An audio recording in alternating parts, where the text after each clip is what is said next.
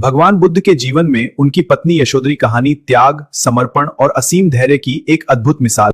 यशोधरा देवदाह के राजा सुप्पबुद्ध और रानी पमिता की पुत्री थी।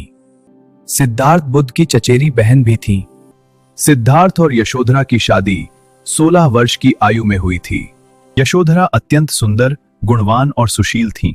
उनका वैवाहिक जीवन सुखमय था। जब सिद्धार्थ ने सत्य की खोज में रात के अंधेरे में महल छोड़ने का निर्णय लिया, तो वे सोते हुए यशोधरा और अपने पुत्र राहुल को देखने गए। वे उन्हें जगाना नहीं चाहते थे क्योंकि उन्हें डर था कि यशोधरा का प्रेम उन्हें रोक लेगा।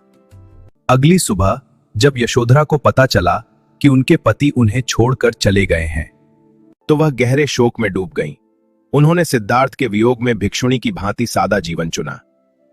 वे राजसी सुख सुविधाओं का त्याग कर कठोर जीवन जीने लगीं। यशोधरा ने सिद्धार्थ के लौटने का वर्षों तक इंतजार किया। उन्होंने उनके लौटने की उम्मीद नहीं छोड़ी, भले ही वे जानती थीं कि वे एक महान उद्देश्य के लिए गए हैं। जब सिद्धार्थ बुद्ध बनकर पहली बार कपिलवस्तु लौटे तो पूरा नगर उनके स्वागत में उमड़ पड़ा। लेकिन यशोधरा महल से बाहर नहीं आई। उन्होंने सोचा, यदि मैंने वास्तव में कोई पुण्य किया है तो वे स्वयं मुझसे मिलने आएंगे। बुद्ध यशोधरा के पास गए। यशोधरा ने उनके चरणों में सिर झुकाया। बुद्ध ने उनकी तपस्या और धैर्य की प्रशंसा की।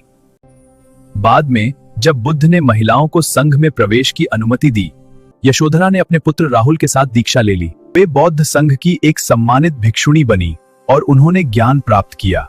यशोधरा न केवल एक पत्नी थीं, बल्कि उन्होंने बुद्ध की यात्रा में एक मौन समर्थन की भूमिका निभाई।